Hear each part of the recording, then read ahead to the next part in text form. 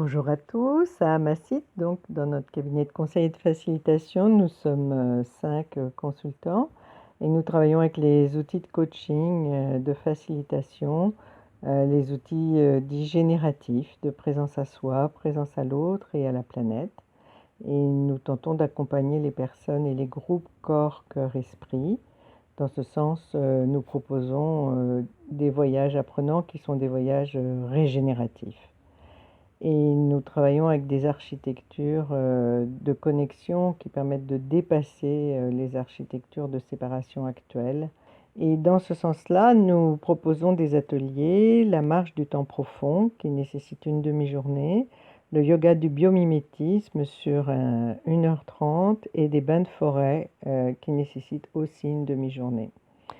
Dans notre atelier La marche du temps profond, c'est celui dont j'ai le souhait de vous parler, animé donc par Caroline Lefranche-Edmail, nous faisons une expérience de connexion avec la nature qui est une formidable occasion de cohésion d'équipe. Nous marchons ensemble pendant 4,6 km pour explorer les 4,6 milliards d'années de l'existence de la Terre. Et cette marche a été inventée par Stephen Harding du Schumacher College au Royaume-Uni et nous l'avons pratiquée en Périgord noir récemment et vous envoyez là les photos. Et Caroline, notre animatrice, qui est ingénieure agronome mais qui est une systémicienne tout à fait engagée, nous guide merveilleusement. Il y a une étape préparatoire, un premier échange est mis en place avec vous pour choisir ou créer le parcours qui s'adapte à votre réalité, votre entreprise, votre association, votre ONG. Et puis ensuite, le parcours est ponctué, donc les 4,6 km par une vingtaine d'étapes et chaque étape va donner lieu à des analogies préparées en lien avec vos objectifs stratégiques ou managériaux. Et enfin, à la suite de cette marche ensemble et de ces étapes, une phase en intelligence collective permet de récolter les idées, la créativité de chacun et d'ouvrir sur des plans d'action transformatifs en lien avec vos objectifs. Vous voyez ici cette marche en Périgord noir et ce qu'on peut dire, c'est que partir à la découverte de cette épopée de la Terre, à travers les temps géologiques, ça permet de comprendre et de ressentir en nous-mêmes le miracle qu'est la vie. Ces facteurs chimiques, physiques, astrophysiques, biologiques, toutes ces interactions avec les effondrements. Il y a eu quand même 5 effondrements et les renaissances, c'est ça qui est très intéressant, c'est de bien comprendre à quelle mutation ça a donné lieu. Ça fait partie de cette histoire de notre ère et ça nous compose puisqu'on en est aussi les fruits. Et donc vivre ensemble cette marche permet ensuite d'échanger en petits groupes, en grands groupes, sur l'effet de ces compréhensions sur nous et les liens qu'on peut faire avec le monde qui nous entoure.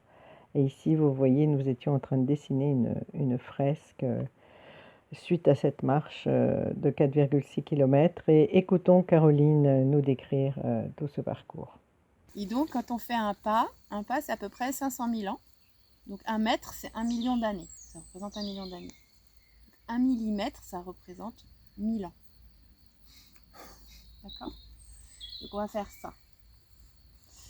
Et on va commencer au début. Donc, là, on est assis, on voit qu'il y a de la verdure, il y a des arbres, même des fleurs dans le jardin. Il y a des humains. Et il va falloir qu'on fasse un petit tour en arrière. Avant les dinosaures, il y avait d'autres choses. Et puis encore avant, il y avait plutôt une vie océanique. Hein. Il n'y avait pas vraiment de vie sur Terre, de vertébrés. Il n'y avait que de la végétation, il n'y avait que des grands arbres, des grandes fougères. Et puis même avant ces grandes forêts, il n'y avait que des mousses, que des lichens. Et puis même avant qu'il y ait des mousses et des lichens, il n'y avait rien du tout sur la Terre. Il y avait un océan où il y avait de la vie, mais sur la Terre, il n'y avait que des cailloux. Que des cailloux et un immense océan. Et puis dans cet océan qui grouillait de vie, même avant, en fait, il n'y avait que des bactéries. Et même avant les bactéries, il n'y avait qu'une seule cellule, une espèce de vésicule. Pendant des millions d'années, il n'y a eu qu'une espèce de vésicule. Et puis même avant cette vésicule, il n'y avait que de l'eau et des minéraux et de la terre. Et même avant, eh ben, il y avait pas d'eau liquide. L'eau, elle était sous forme de vapeur, parce qu'il faisait vraiment très très chaud sur notre planète.